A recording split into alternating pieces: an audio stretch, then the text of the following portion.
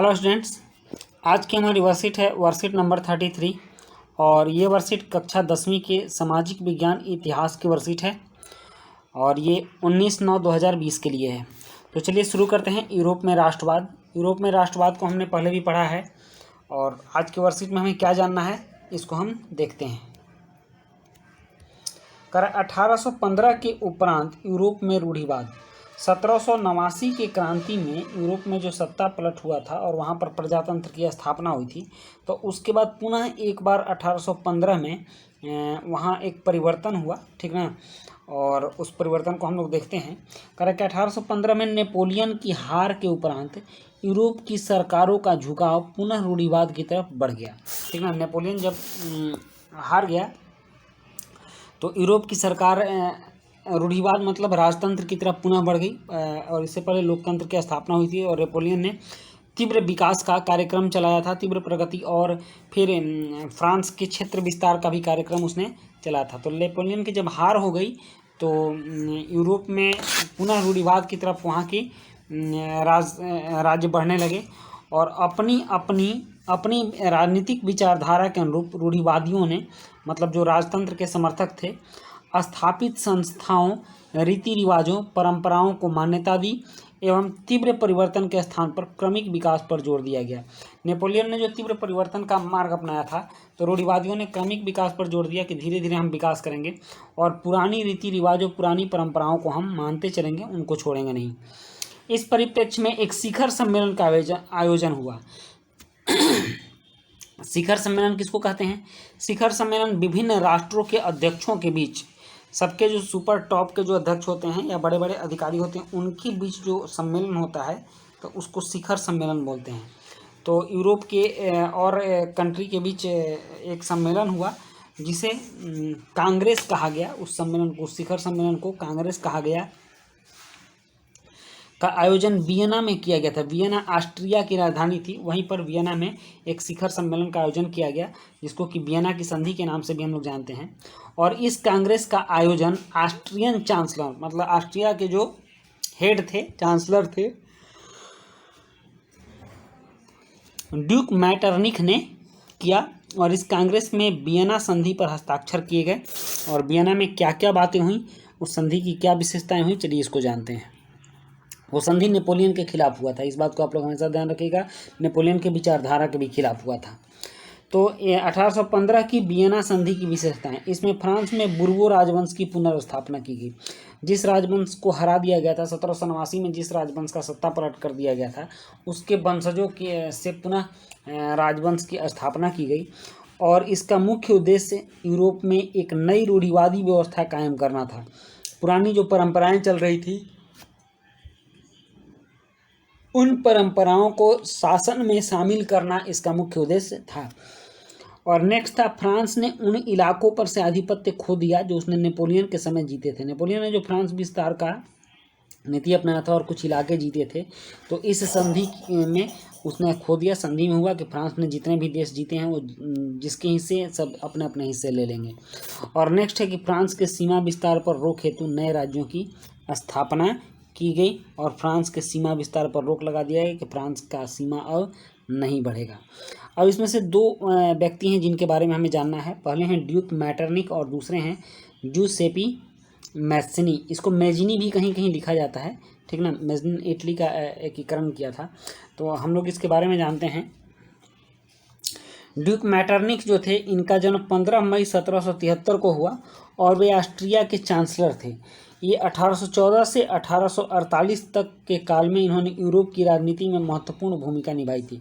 देखेंगे थे कि वियना के संधि में इनका बहुत बड़ा योगदान था और ये उस समय हेड भी थे, उसके अध्यक्ष भी थे। और यूरोप के राजनीतिक हालातों पर टिप्पणी करते हुए उन्होंने कहा था कि यदि फ्रांस छींकता है तो पूरे यूरोप को जुकाम हो जाता है। कहने का मतलब कि फ्रांस का प्रभाव पूरे यूरोप पर पड़ता है। फ्रांस में कोई भी घटना घटती है तो उसका प्रभाव पूरे यूरोप पर पड़ता है, इनके कहने का मतलब ये है। और वियना संधि में इनकी महत्वपूर्ण भूमिका थी। नेपोलियन युद्ध के उपरांत यूरोप की पुनर्रचना, मतलब यूरोप का पुनर्गठन एवं पुराने राजतंत्र रूढ़िवादी तंत्र की पुनर्स्थापना में इन्होंने सक्रिय भूमिका निभाया। और जिस राजतंत्र को बुर्बो राजवंश को सत्ता से हटा करके लोकतंत्र की स्थापना की गई थी, उस पुनः बुर्बो राजवंश को इन्होंने स्थापित करवाया। और ज्यूसेपी मैत्सनी, इनके बारे में हम जानते हैं। ज्यूसेपी मैत्सनी कौन थे और इन्होंने क्या मुख्य भूमिका निभाई थी। ज्यूसेपी मैत्सनी, इनका जन्म 1807 में जेनोवा में हुआ था और कुछ समय पश्चात वह कार्बोनारी के गुप्त संगठन के सदस्य बने। गुप्त संगठन मतलब वैसे संगठन जो शासन से बच के अपना काम करते हों, शासन के नज़र में नहीं आकर काम करते हैं, शासक प्रशासक के नज़र में आके काम नहीं करते हैं, उसको गुप्त संगठन बोलते हैं।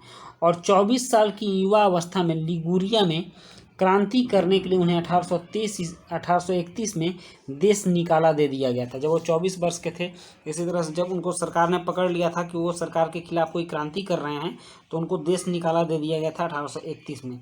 और तत्पश्चात मतलब तब उन्होंने 2 और भूमिगत संगठनों की स्थापना की। भूमिगत संगठन का भी मतलब यही होता है वैसे क्रांतिकारी संगठन या वैसे संगठन जो सरकार की नज़रों से बच के अपना काम करते हैं, उसको भूमिगत संगठन कहते हैं। और इसमें पहला था मार्सेई में यंग इटली, उनका पहला संगठन था यंग इटली। और दूसरा बना यूरोप में यंग यूरोप, ठीक ना। 2 संगठन उन्होंने बनाए थे, एक यंग इटली बनाया था उन्होंने और एक यंग यूरोप बनाया था। और मैत्सनी द्वारा राजतंत्र का जोरदार विरोध किया गया, मतलब इन्होंने मीटरनिख की विचारधारा का विरोध किया था। इस बात को याद रखिएगा कि मैत्सनी ने मैटरनिख के विचारधारा का विरोध किया था। मैटरनिख ने राजतंत्र की विचारधारा का समर्थन किया था और इन्होंने राजतंत्र की विचारधारा का विरोध किया था। इन्होंने लोकतंत्र की विचारधारा का समर्थन किया था। एवं उसके प्रजातांत्रिक सपनों ने रूढ़िवादियों के मन में भय भर दिया और इन्होंने लोकतंत्र की इतनी व्याख्या की और लोकतंत्र का इतना प्रचार प्रसार किया, ठीक ना, कि रूढ़िवादियों के मन में, राजतंत्र स्थापना करवाने वालों के मन में भय हो गया। और मैटरनिख ने उसे हमारी सामाजिक व्यवस्थाओं का सबसे खतरनाक दुश्मन बताया।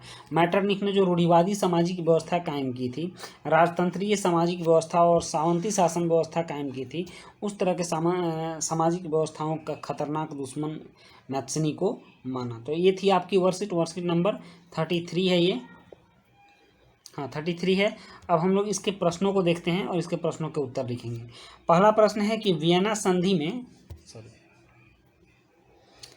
संधि की प्रमुख विशेषताओं का वर्णन कीजिए।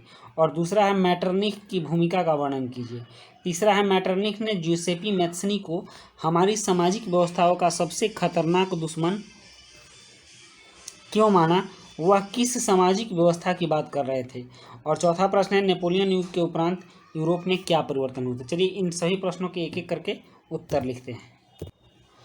इसमें पहला प्रश्न है कि वियना संधि की प्रमुख विशेषताओं का वर्णन कीजिए। तो पहले प्रश्न का उत्तर है वियना संधि की प्रमुख विशेषताएं निम्नलिखित हैं।